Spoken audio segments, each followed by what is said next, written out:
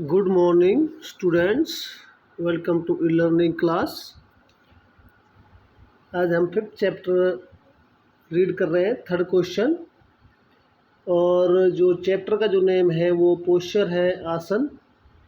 और इससे जो हमारी जो प्रीवियस जो वीडियोस हमने सेंड करी थी उसमें पोस्चर के बारे में हमने बात करी थी। अब थोड़ा सा इसके बारे में थोड़ा और एक्सप्लेन करेंगे हम। तो थर्ड क्वेश्चन इस प्रकार है, मुद्रा की किस्मों के बारे में विस्तार पूर्वक जानकारी दीजिए। ठीक है, मतलब कितने प्रकार की पोस्चर्स हो सकते हैं, how many types of postures. ठीक है ना।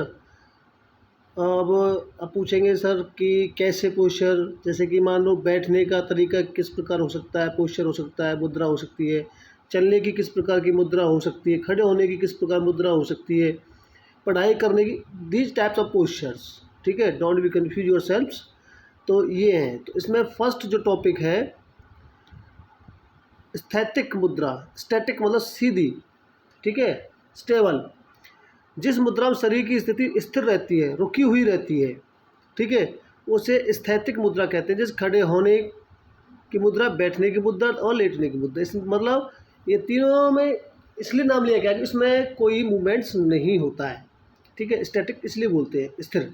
ठीक है, उसके पश्चात अब हम चलते हैं खड़े होने की मुद्रा के बारे में बात करते हैं, एक्सप्लेन करते हैं। गलत ढंग से खड़े होने और चलने से भी शरीर में थकावट आ जाती है। खड़े होने के दौरान शरीर का भार दोनों पैरों पर बराबर होना चाहिए। क्या कह रहा है, खड़े होने पर। मान लो फॉर एग्जांपल किसी क्लास टीचर ने आपको पनिश किया है कि आप बाहर जाकर खड़े हो जाओ। ठीक है, आपको 1 घंटे या आधा घंटा या 5 मिनट 10 मिनट जो भी पनिशमेंट होती है, तो आपको क्या है कि अगर आप एक पैर पे अपने पूरी बॉडी का वेट रखते हैं तो उसी ही जिस पैर पे बॉडी वेट पूरा आपका है तो उसी साइड में पेन स्टार्ट हो जाएगा, क्योंकि बॉडी का पूरा वेट सिर्फ एक ही लेग्स पे कन्वर्ट कर दिया आपने। ठीक है, तो दोनों पैरों पे क्या है, वेट होना चाहिए। खड़े होने के दौरान पेट सीधा, छाती फैली हुई और धड़ सीधा होना चाहिए। ये नहीं है कि पीछे की तरफ पेट निकला हुआ है या कुबड़ पीछे निकला है, झुकने की अवस्था में आप खड़े हैं। This is not great correct posture. Posture of sitting, बैठने का। ठीक है, ज़्यादा तो नहीं कहता, 70% जो जिन व्यक्तियों के पेट निकलते हैं वो गलत ढंग से बैठने के कारण निकलते हैं। ठीक है, हम क्या है कि बैठते समय स्टिंग पोजीशन में एक पूरा कर्व बना देते हैं। जैसे कि मान लो फ्लेक्सिबल चेयर है तो धीरे धीरे बैठते बैठते बैठते बैठते क्या कि हमारी बैक बैन हो जाती है और एक पेट बाहर की तरफ निकल आना स्टार्ट हो जाता है। तो हमेशा हमें एक बिल्कुल वर्टिकल पोजीशन में बैठना चाहिए। ठीक है, लेट्स रीड। बैठते समय रीढ़ की हड्डी सीधी, छाती आमतौर पर खुली, कंधे समतल होने चाहिए, समानांतर। ठीक है, पेट स्वाभाविक तौर पर अंदर की ओर हो और जब हम बैठते हैं हमारा पेट बाहर की तरफ होता है, आउटर साइड होता है। ठीक है, तो धड़ सीधी अवस्था में होना चाहिए, बिल्कुल सीधा। ठीक है, अपर जो पोर्शन होता है बॉडी का। बैठने वाला स्थान हमेशा खुला और समतल होना चाहिए, ऊबड़ खाबड़ नहीं होना चाहिए, ऊंचा नीचा नहीं होना चाहिए। ठीक है, देखा जाता है कि कई व्यक्ति सही ढंग से नहीं बैठकर नहीं पढ़ते हैं और पढ़ते समय ऐसी मुद्रा में बैठना चाहिए जिससे आंखों और शरीर पर कम से कम दबाव पड़े। इस बारे हमने बहुत काफ़ी बातें करी थी। 30 सेंटीमीटर अप्रॉक्स एक डिस्टेंस होना चाहिए आंखों और बुक्स के बीच में। ठीक है, उसके पश्चात हमें कभी भी सिर झुकाकर नहीं पढ़ना चाहिए। ठीक है, आज एक नई प्रॉब्लम्स आती है, सर्वाइकल प्रॉब्लम्स।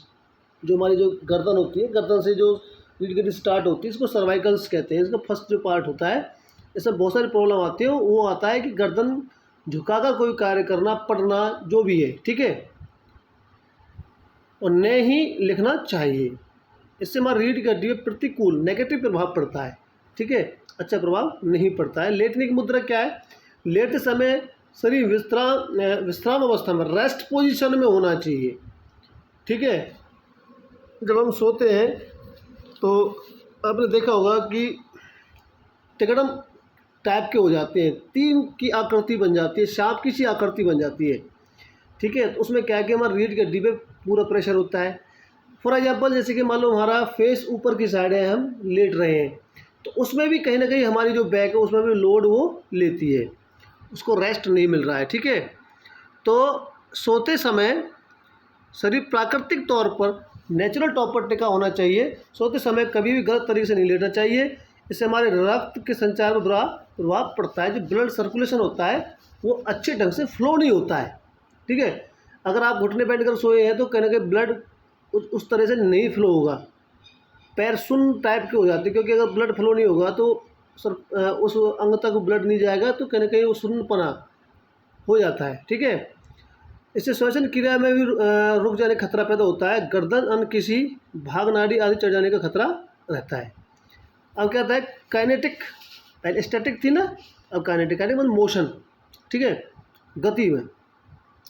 जिस मुद्रा में शरीर की स्थिति गतिशील अवस्था में होती है, मोमेंटम में होती है, ठीक है, गति कर रही है, चल रहे हैं, दौड़ रहे हैं, भाग रहे हैं, ठीक है, एक्सेट्रा, ठीक है, इसे गतिज मुद्रा कहते हैं। जैसे चलने की मुद्रा, हमारी चाल हमेशा ऐसी होनी चाहिए, चलते समय पंजे और पैर पर एडी ठीक बार पड़ना चाहिए। चलते समय हमारा पूरा पैर टिकता है, पूरा सोल टिकता है, पहले एडी टकराएगी, फिर पंजा, फिर यही प्रक्रिया चलती रहती है, फिर हील, फिर टो, फिर हील, फिर टो, ठीक है। अच्छी चाल वाला व्यक्ति प्रत्येक मनुष्य को अपनी ओर आकर्षित करता है।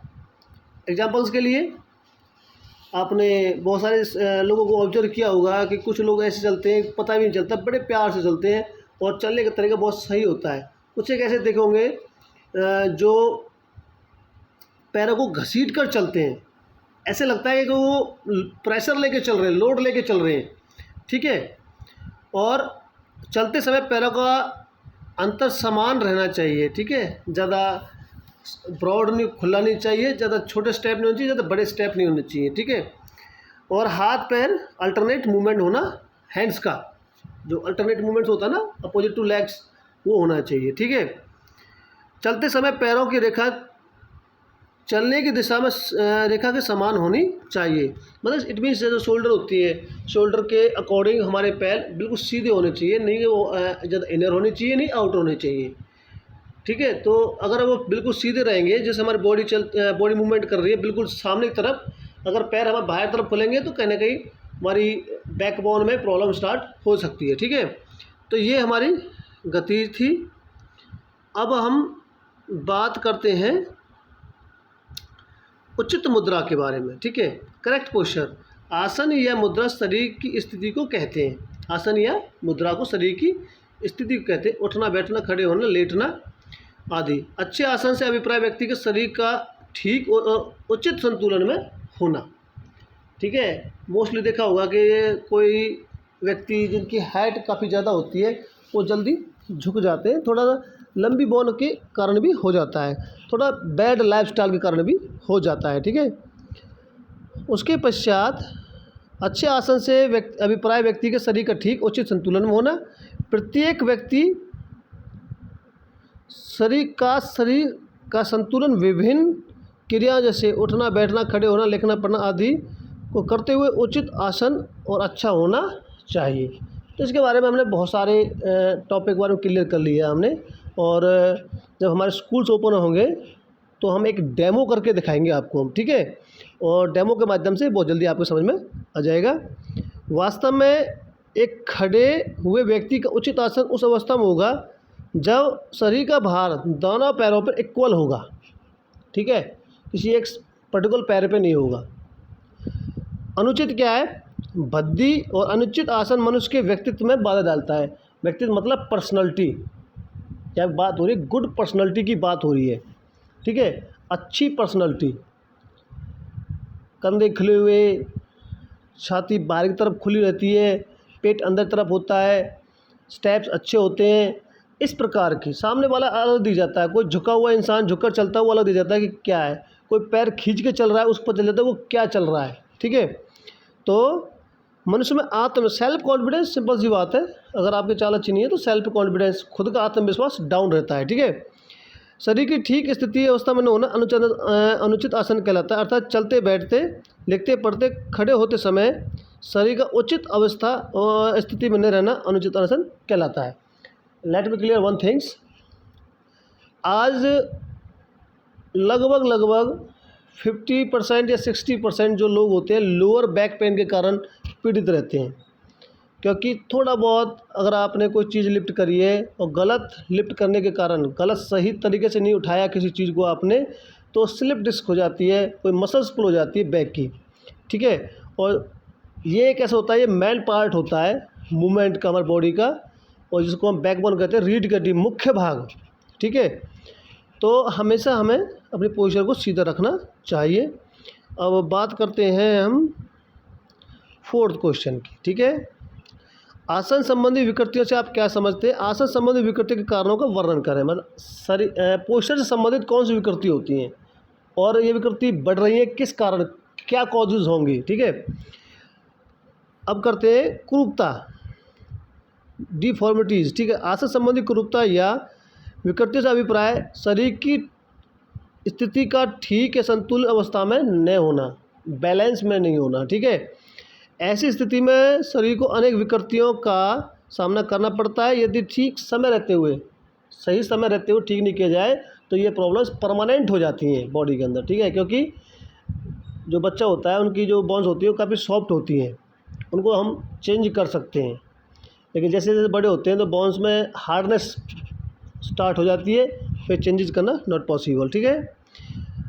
तो इनका हमारे सारे विकास और वृद्धि में प्रतिकूल प्रभाव पड़ता है, ठीक है।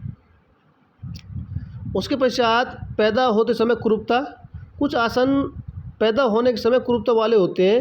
इनका मुख्य कारण होता है संतुलित भोजन पैदा होने से वाले अधिक ध्यान न देना, ठीक है। कुछ बच्चे ना जन्म से ही कुरूप होते हैं, जैसे कि ऐसे बहुत सारे केसेस हैं जिनकी कोई कुब्बट निकला हुआ है या काफ़ी वीक हैं, वो लैक ऑफ बैलेंस डाइट या संतुलित आहार या पौष्टिक आहार के कारण होता है, जिससे बच्चे का पूर्ण विकास नहीं हो पाता है। नेक्स्ट वन, कमज़ोर हड्डियाँ, मांसपेशियाँ। आसन कुरूपता का मुख्य कारण कमज़ोर हड्डियाँ भी हो सकती हैं।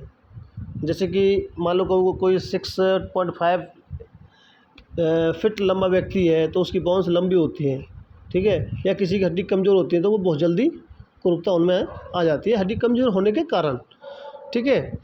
विटामिन डी कमी कारण मनुष्य की हड्डियाँ कमज़ोर हो जाती हैं, जिस कारण वो मुड़ जाती है और मनुष्य के शरीर में मांसपेशियाँ लीवर का कार्य करती हैं, ठीक है। लीवर मतलब किसी कार्य को आसान करना, ठीक है। जिसके कारण शारीरिक विकास होता है। दोष पड़ने से रीढ़ की हड्डी का टेढ़ा होना, पीछे की तरफ कुबड़ और आगे की तरफ कुबड़ जैसी कुरूपताएँ हो जाती हैं।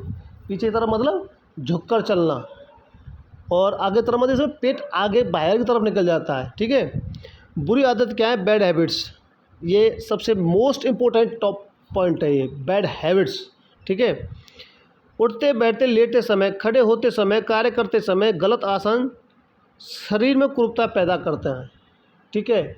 आप मान लो को 20 kg का कोई भी वस्तु उठा रहे हैं आप, तो आपको पता होना चाहिए कि आपको किस प्रकार उठाना चाहिए। आपको इस प्रकार उठाना चाहिए कि जो प्रेशर आए वो आपकी लेग्स में आना चाहिए, ना कि आपकी रीढ़ की हड्डी उस पर काम करे, ठीक है। अगर रीढ़ की हड्डी काम करेगी, उसमें अगर डिस्टेंस ज़्यादा हो गया तो 100% चोट होगी, ठीक है।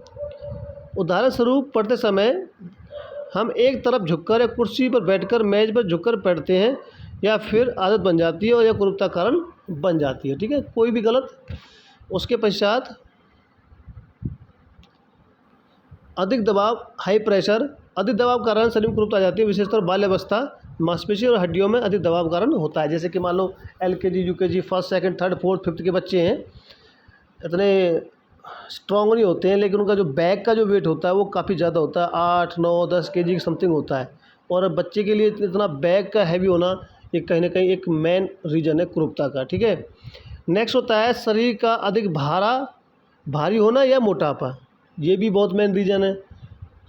कम उम्र में बच्चे काफ़ी हैवी है, मोटे टाइप के हो जाते हैं, तो वो जो हड्डी